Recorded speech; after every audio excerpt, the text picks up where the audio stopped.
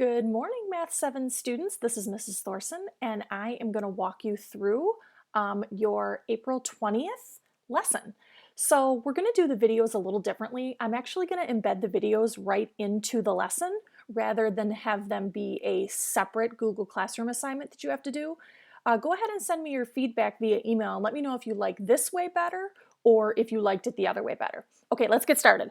So our topic today is going to be finding the area of quadrilaterals, and our two learning targets are going to be I can find the area of rectangles and squares, and I can find the area of trapezoids.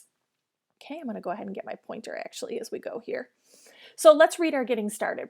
It says today we start our last unit of the school year. It's about finding the surface area and volume of three-dimensional shapes, which we'll call 3D.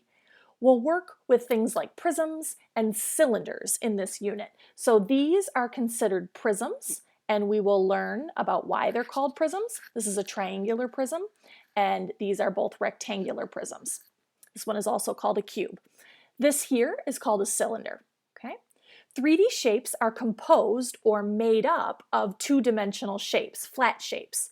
We will start this unit with some review of area of 2D shapes like quadrilaterals, which is today, and triangles, which will be Wednesday. Then we transition into circles, which will be totally new. You will need to be proficient.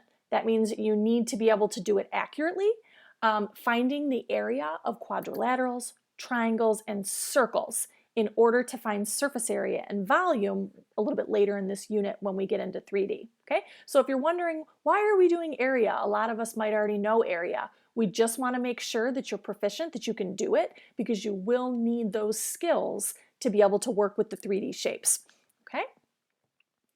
So let's go ahead and talk about the first activity that you're going to see today on CK12. The goal right now is that you can find the area of a rectangle. And remember, this also applies to squares. So area, right here, is the number of square units that it takes to fill up a shape. So let's take a look at this rectangle right here. It's broken into square units for you. You can see that it's 2 square units tall, and it is 6 square units wide.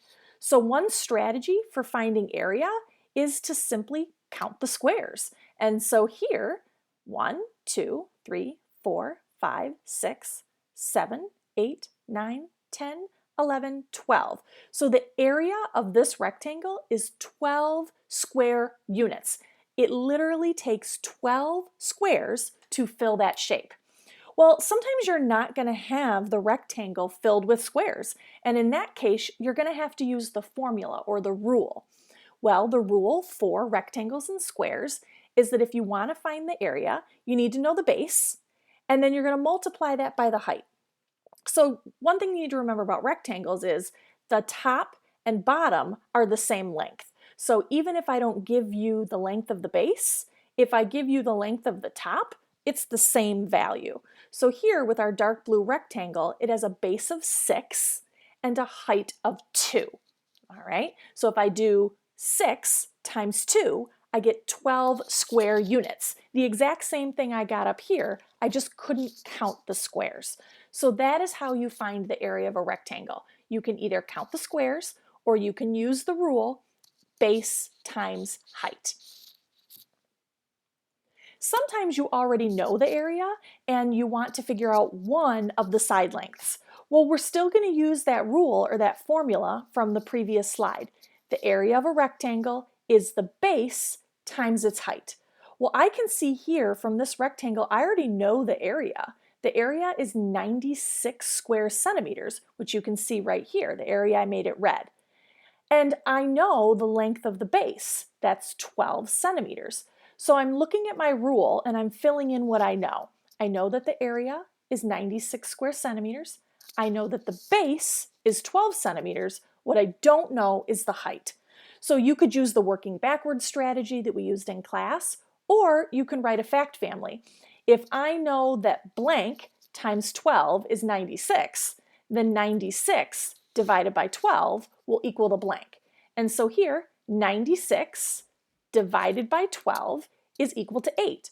So the height here, which they have labeled S, has to be 8 centimeters. And don't forget, you can actually check that by going ahead and doing 8 times 12, and you should get 96, okay? Now that you're done watching this video, I want you to go try the first activity, and then when you're done with the first activity, there'll be another video that will lead you through activity 2.